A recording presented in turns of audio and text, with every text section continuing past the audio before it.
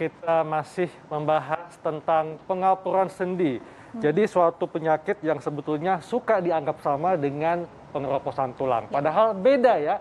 Kalau pengapuran sendi itu terjadinya kerusakan atau menipisnya tulang rawan sendi, Dok ya. Ya, betul. Nah, tadi sudah disampaikan bahwa penyakit osteoartritis juga disebabkan karena pengaruh genetik atau turunan. Ya. Dok, ini ada juga nih yang mengatakan bahwa orang dengan kolesterol tinggi beresiko terkena osteoartritis. Ini fakta atau mitos, Dok? Mitos. Oh, mitos. Jadi untuk kolesterol, jadi gini, kan saya tadi sudah sempat sebutkan bahwa ilmu kita ini berkembang. Iya. Jadi sudah banyak center-center yang melakukan penelitian terhadap hubungan antara kadar kolesterol yang tinggi dengan terjadinya peradangan pada sendi atau osteoartritis ini. Jadi baik dari luar maupun dari dalam negeri menyimpulkan bahwa tidak ada korelasi antara peningkatan kadar kolesterol atau kadar kolesterol yang tinggi dengan terjadinya osteoartritis ini.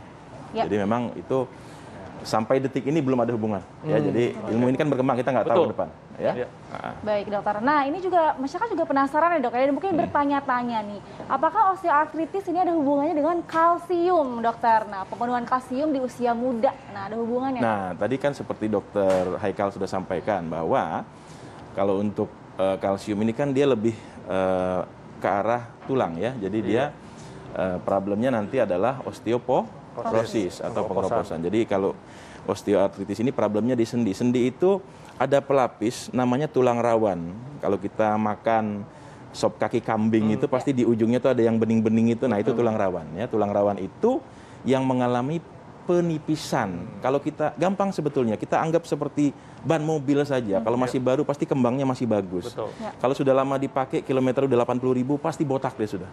Nah, jadi kira-kira seperti itu. Itu yang terjadi pada pasien-pasien atau penderita pengapuran atau osteoartritis. Ya, jadi berbeda ya, nggak ada hubungannya dengan kalsium. Ya. Iya. Ya, Dok. Walaupun katanya memang menyerang perempuan atau yang usia lanjut. Nah, ini ada juga mengatakan bahwa penyakit ini juga bisa menyerang orang dewasa muda, Dok. Nah, ini apakah ada kans, Dok, untuk mengalaminya? Ada.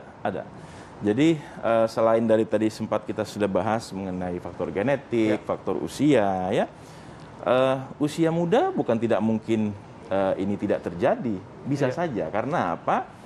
Apabila terjadi cedera pada sendi tersebut, ya, yang paling sering itu memang yang menumpu beban tubuh, lutut, panggul, pergelangan kaki. Bukan tidak mungkin pada sendi bahu. Ya, apabila terjadi cedera sehingga tulang rawan pelapis daripada si sendi tadi itu rusak. Nah, itu adalah preseden untuk terjadinya pengapuran pada sendi tersebut atau osteoartritis. Jadi jangan berpikir bahwa usia muda tidak mungkin terjadi, ya. Walaupun kasusnya tidak sebanyak kasus karena aging atau karena faktor usia. Jadi mungkin ada kemungkinan ke arah sana. Dokter, untuk cara mengatasinya bagaimana, dokter? Ya, apakah maka dari itu mengenai yang usia muda tadi, kalau sudah misalnya ada cedera, jangan diabaikan.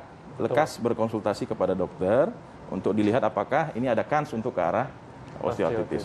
Nah, untuk treatment dipijat itu pada kondisi osteoartritis sebetulnya tidak disarankan. Ya, karena osteoartritis atau pengapuran ini kan terjadi suatu proses peradangan pada daerah sendi tersebut.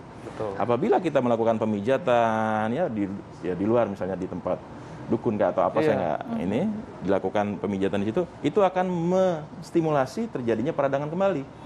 Ya, jadi sebaiknya kalau memang sudah ada keluhan tersebut dan memang sudah bisa mengira-ngira ini sepertinya ke arah pengapuran, segera berkonsultasi ke dokter atau tempat pelayanan kesehatan terdekat untuk dipastikan, karena pengapuran ini juga punya derajat. Dia ada derajat-derajatnya yang kita acu dari ronsen. Ada grade 0, grade 1, 2, 3, dan 4. Nanti pengobatan kita akan mengacu kepada derajat ini. Jadi pada derajat 0 mungkin hanya kita kasih obat aja ya, derajat 1, 2, 3 kita akan lihat. Sampai mungkin kepada derajat yang paling berat, yaitu pengobatannya dengan mau tidak mau dengan tindakan operasi. Betul. Gitu. Iya. Nah, Dok, ini tipsnya, Dok, untuk masyarakat terkait osteoartritis, dan mungkin ada pertanyaan terakhir, apakah semua orang ketika dia bertambah usia pada akhirnya akan menderita osteoartritis? Silakan, Dok. Jadi kalau saya jawab yang pertanyaan terakhir dulu, manusia menua, ya mau tidak mau kita tidak bisa elakkan, ya seperti rambut kita akan keluar putihnya juga pada masanya. Jadi osteoartritis ini kalau yang prosesnya karena aging itu akan terjadi pada semua orang, ya. Tapi setiap orang berbeda-beda. Ada yang mungkin pada usia 40, ada usia 50, 60, 70, bahkan mungkin 80, ya. Tergantung kepada nanti juga derajatnya. Mungkin dia kena umur 70 baru derajat 1, sedangkan yang lain umur 40 udah derajat 3. Ya, jadi tiap orang itu akan kemungkinan terjadi pada setiap orang osteoartritis ini. Nah, mengenai tips ya. Jadi kalau seandainya kita sudah bisa mengetahui bahwa kita punya keluhan, nyeri, sering bengkak, sering kaku, duduk lama, begitu berdiri sulit. Harus diam dulu sebentar untuk menunggu stretching. Ya, kita sebaiknya melakukan kontrol ke pusat pelayanan terdekat. Ya, setelah itu untuk pengobatan biasanya kita bagi menjadi pengobatan makan. Ya, kita berikan obat-obatan anti peradangan untuk menurunkan peradangannya. Ya, kita bisa lakukan pelatihan pada otot-otot untuk stretching maupun muscle strengthening yang paling penting, karena penguatan otot-otot dengan otot yang kuat otomatis beban terhadap sendi itu akan terdistribusi ke otot juga, dia akan ambil alih sehingga beban ke lutut itu ke sendinya akan lebih berkurang.